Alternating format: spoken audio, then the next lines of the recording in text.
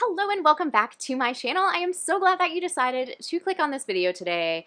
So I just realized that I've never ever in my 2 years on YouTube done a top books of all time video. So I gotta do it now. I recently rearranged all my bookshelves and I used one shelf to group together all of my favorite books, and I was staring at them all the time. So I'm these need to be a video. So enough about that. Let's just go ahead and get started with my top 10 books of all time. So these are in no particular order, except for maybe the top number one, which if you've watched me for a while, you probably can already guess what it is, but otherwise these are all just kind of mixed up. So to start with, we are going to go way back in time, and it is Speak by Lori Halse Anderson. This is a book that I first read when I was 13, 12 when it came out. I don't know when that was, but I was in middle school. This book is obviously young adult, and it is so incredibly powerful. I did read it again a few years ago, and it still holds up, and it's still the themes and the story, they still are able to be connected to the life of an adult. So I feel like this is just really a universal book that anyone could enjoy.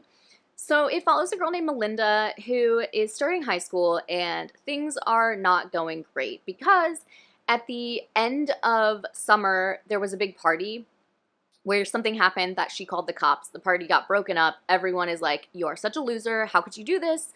You know, people were getting in trouble, and they all are just she's an outcast. And she finds solace in her art. She becomes close with an art teacher at the high school. Her best friend won't talk to her. Everything sucks, but art is there for her. A really big theme that it touches on is how it can be so hard to stand up for yourself, but it is absolutely worth it, and speaking out is important. And so I feel like that is really something we can all take with us. Next we have Adelaide by Genevieve Wheeler. I read this book the first time in, I think, January 2023, and I've already done a reread because that's how much I loved it. So first of all, can we talk about this cover? Hello, that is the prettiest cover of all time. This is a really simple story as far as plot summaries go, I guess. It follows a woman named Adelaide who is American, but she is living in London. And she's been there for several years, and she does suffer from some mental health issues. The book opens with her in the hospital after a suicide attempt. So please make sure you check some triggers if that is something you need, or please feel free to ask me, and I can certainly help you with identifying them and whatnot. So she is just a girl trying to get by in the world. She is a writer, and she meets this man named Rory who basically she is just enamored. They have so much fun together, but then he'll just ghost her. And it kind of just seems like that would be boring, but it's such a relatable story. And for me, as someone who hasn't been single since I was 21, this still hit me. It's wild. I've been in a happy, healthy relationship for the past 14 years, 13 years, something several years. And I still felt like this I could relate to. Just remembering those feelings where you know, somebody doesn't call you back and you feel like your world is literally crumbling, even though you know in reality that that's silly. But I can't even imagine how that's when you're actually an adult and you're not in high school or college. So hopefully I'll never have to learn. But yeah, I just think that this is a story that anyone who's ever been through heartbreak can find something to identify with. Next we have The Hop by Diana Clark. So this is a book that I feel like nobody's heard of, nobody talks about. I've definitely put it in videos before about books you've never heard of that you need to read. So this is set in New Zealand at the start. It follows a girl named Kate who grown up really, really poor in rural New Zealand, and her mom is kind of neglectful. She just wants her mom's attention. Her mom isn't neglectful in a way that is cruel, even though it sounds weird. Her mom is just we need to make money. Her mom often has gentlemen visitors in the evening, and Kate doesn't really know what's happening. It's not until she gets older that she realizes her mom was involved in sex work. And Kate and her best friend realize that this could also work for them. they could also do this. They start like a kissing club at school where they'll like give kissing lessons to the boys for money, and this kind of escalates. So after they graduate high school, like Kate moves to Auckland and starts working in a strip club, and like this just keeps going until she moves to the United States, to Nevada, where brothels are legal, and she moves to this brothel called the Hop. She becomes like a world famous sex worker, and like, you know, she's famous, she's so prominent in this industry, and she starts to go by Lady Lace or something, Lady Lane. And this book is just a really interesting story. Like it's something I had never read a book similar to, so I really enjoyed that about it. It also is basically written in little snippets almost of like an interview. So as you can see, that's how like the entire book is, so it's very easy to fly through. Like, she's chonky. This book, I think, is, let's see, 513 pages, but it literally feels like it's like a regular 300-page book, because in addition to a lot of the pages having only like this much text, it just flies by because the chapters, so to speak, are so short, and you just are like so invested in the story. So I absolutely loved this. I definitely think it's worth reading, and it's really empowering, which I don't think I was expecting from this to begin with. The Gay Best Friend by Nicholas DiDomizio. This is a book that I talked about nonstop last year. It was by far one of my favorite books of 2023. So I feel like me and this author are just like on the same page. We are just like something, kindred spirits. So all of the humor in his books tends to be very like of the age, which we are the same age. We both, I think, grew up probably like middle class in the suburbs. I could be wrong, but that's the vibes I get just based on the humor he tends to use, and like that's me. And so I relate so hard to all of the characters that he has as protagonists. So I don't know if everyone would get like the same amount of like hilarity as I do, because not everyone is just like me and the author, but still so funny. They're also so sweet and romantic. So this one follows a man named Dom who has been best friends his whole life with this man named Patrick, who's getting married to Kate. Now they've been together a really long time, so Dom's also kind of become really close friends with Kate. In addition to being the best man, he's also invited to the bachelorette party and like the girly side of things. So he's not really, you know, he's also just gone through a really bad breakup with his fiance, so he's just in a rough spot himself. And, you know, love seems to be not like his favorite topic at the moment. So before he goes to the bachelor party, Kate is like, hey, you got to tell me anything that goes on that's kind of shady, any kind of shenanigans happening. And he's like, I am so uncomfortable. That's my best friend, but I also love you. Like, what do I do? And it puts him in a really weird spot with his friends.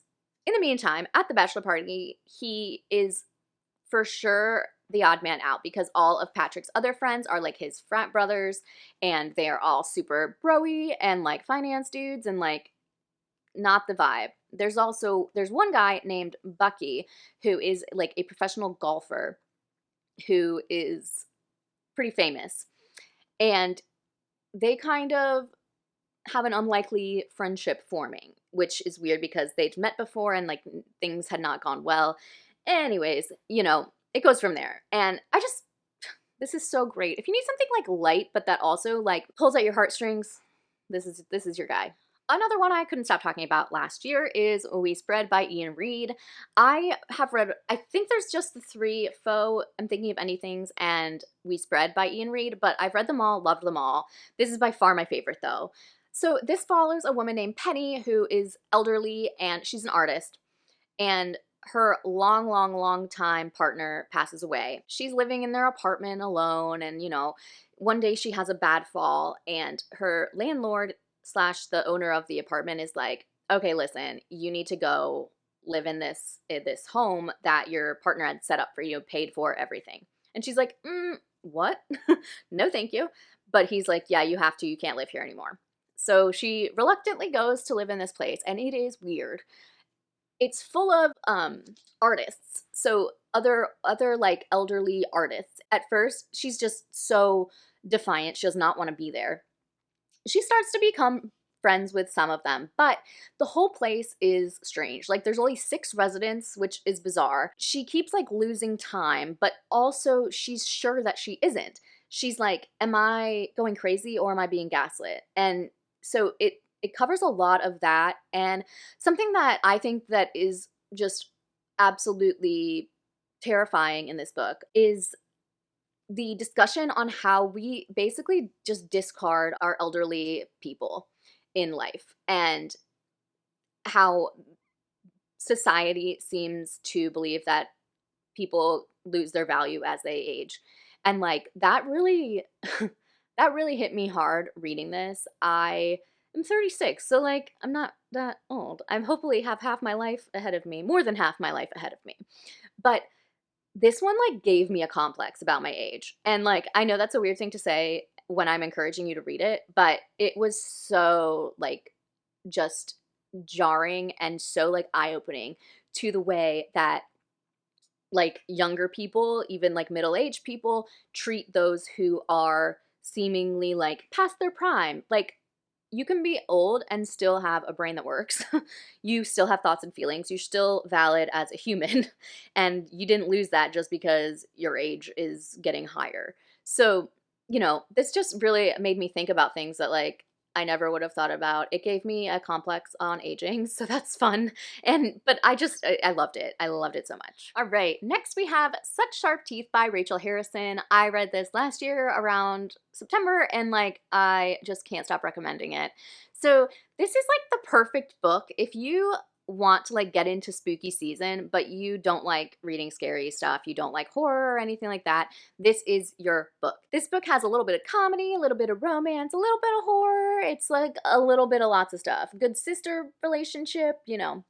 So this follows a woman named Rory who moves back to her hometown because her twin sister is having a baby and the baby's father has just like left her.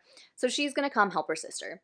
And her first night back in town, she goes to a bar and runs into an old almost flame from high school. It was someone that she, had feelings for, that had feelings for her, but they never really got together. And on her way home from the bar, she hits an animal on her drive. And she gets out of the car to like see what's going on and like, help it if she can. And it attacks her. She gets attacked by something and she wakes up in the hospital. She lives, but she starts to notice changes within her body. She's very reactive to silver. The moons have an effect on her. She is unnaturally strong, etc. And it kind of like goes from there. It's so funny, it's fun. There's definitely horror elements, but that's not the main focus. There's a romance. Like I know I just repeated myself, but this is a great book to read if you want to get into spooky season, but you don't love horror. And I loved it. I ate it right up. This next one is a relatively recent read for me, and that's Rainbow Black by Maggie Thrash. I think I read this back in May and like unexpectedly adored it. I did not feel like it would hit me so hard, but it did. So this is definitely, I don't know if I'd call it horror. It's kind of like psychological horror maybe, but also like literary horror. I don't know. It defies genres. But yeah, so this is about a girl named Lacey who is growing up with her family in rural New Hampshire. It's 1990, and her parents are real like hippy dippy types. They homeschool the kids, whatever. They run a daycare. So one day the parents get arrested on accusations of sexual abuse to the kids in their preschool. And Lacey is like, what? It's the height of the satanic panic. And, they're being accused of like doing like some gross like rituals with the kids and whatever. Lacey's life is rough. She ends up, oh gosh, I can't remember where she moves, but she's kind of like on her own. She's like run away. In all of this, she ends up getting involved in a murder. And she ends up running away to Canada, where she's like, okay, we're gonna just stay in Canada. And then her past comes back to haunt her several years later. It's a short version of the plot. So This like reminded me so much of Dark Places by Gillian Flynn. So if you liked that book, this one I definitely would recommend. The chapters are very short, so you can definitely binge read this one, even though the subject matter is heavy. You like want to keep going and make sure like you don't miss a thing. You want to know what's happening. So yeah, can't recommend this one enough. I feel like this one, well, maybe not universally loved. It's definitely worth a read if you are into like slow, literary, dark books. Now, while I could have chosen many different Stephen King books, I decided I would just pick Mr. Mercedes, which is the first book in the Bill Hodges trilogy. This is also the first book where Holly Gibney makes an appearance, so if you are a fan of hers, I highly recommend this trilogy. I loved all of these books. I like most Stephen King books, to be quite honest. So this one is just so good. This was also the first Stephen King book that I ever read, and so I like to call it my Stephen King gateway drug because look at me now. I can't get enough of the guy. So this one is about a man named Bill Hodges. He is a retired cop, and he just cannot let go of this last case that he never solved. So several years earlier, this big gray Mercedes had just driven through these people waiting in line for a job fair. So like in addition to people dying, and that's really sad, it's all these people who are looking for jobs that are like totally like need a break. They need help. And so several years later, the person that did this gets in touch with Bill, and the guy, he kind of deemed him called Mr. Mercedes. So, and that's how he signs these emails that he starts writing to Bill. So they sort of like start to chat and have conversations, and, you know, Bill gets sucked back into this and is like, I'm gonna get ya. So I think that one of the things about this that I love so much is that it was a really good introduction to me for Stephen King because I had never really read horror, and I don't know if this particular book is horror, but there's nothing supernatural in it. So for me, that was a really good way to kind of start it because I don't really believe in anything supernatural, so that is not particularly, I enjoy reading it, I think it's fun, but it's not particularly scary to me. People are scary, and that's what we have going on in this one. So there's nothing like supernatural in the first two books in this trilogy, and so for me that was a great way to get started. I feel like these books, despite the fact that there's like it's a trilogy and this character appears so often throughout his like recent books, doesn't get enough hype. I love this. I mean, I just definitely think that it is a great book to check out. Another one of these books is one that I talked about so much, favorite of 2023. If you've been around my channel, this will come as no surprise to you. Nothing to See Here by Kevin Wilson. This book, this cover kind of put me off for like a while when I would like see it in bookstores, but oh my gosh, I'm so glad that I ended up reading this. I love this so much. It also became one of like my mom's favorite books of last year, so yeah, it's for sure a favorite of all time. This is just one of those quick, easy, sweet reads that like it's just fun. So this book follows a woman named Lillian. So when she was in high school, she went to boarding school and her roommate was named Madison. Now Madison comes from a really wealthy family. Lillian was like kind of a townie that was like basically allowed to go to this boarding school like out of the goodwill of the people wanting to like include people in the community. So there ends up being this scandal that gets Lillian expelled from the boarding school. So she doesn't really talk to Madison at all from then on.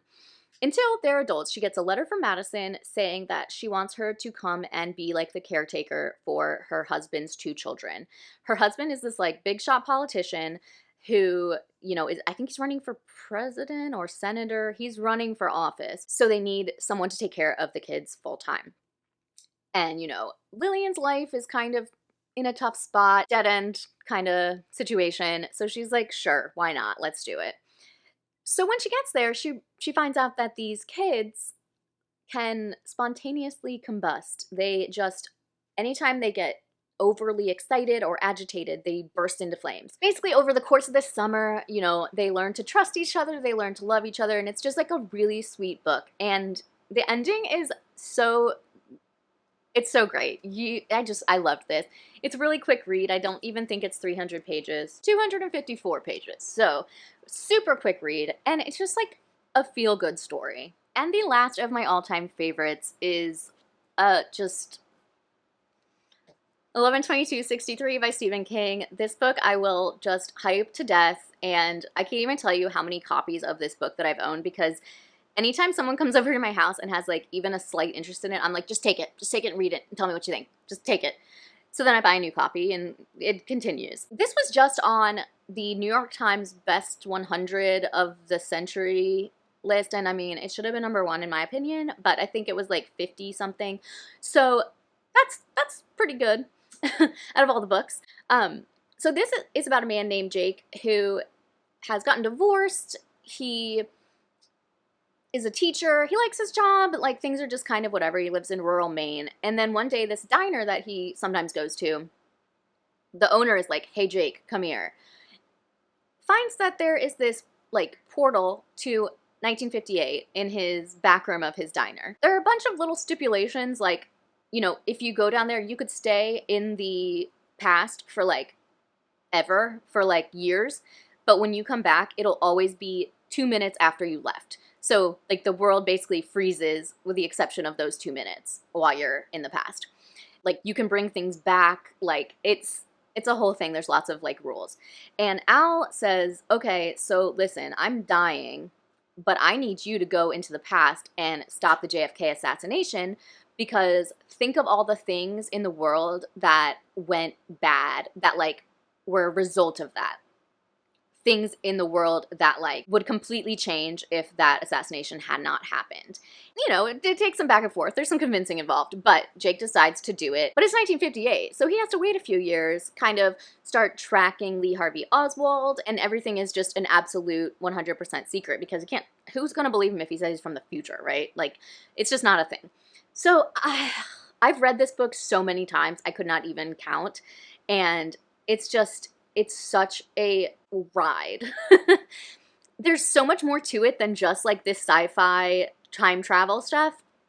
It's just a beautiful, beautiful story in so many ways. If you have any interest in it, you should absolutely 100% pick it up. It is by far my favorite book of all time. This was a super hard list to make because there are just so many books that I have given 5 stars to, that I've just felt so connected to and loved so much. But these are my top 10, and I highly encourage you to read any or all of these. If you think you'll enjoy it, if you have similar tastes to me, I feel so confident in saying that you will love them.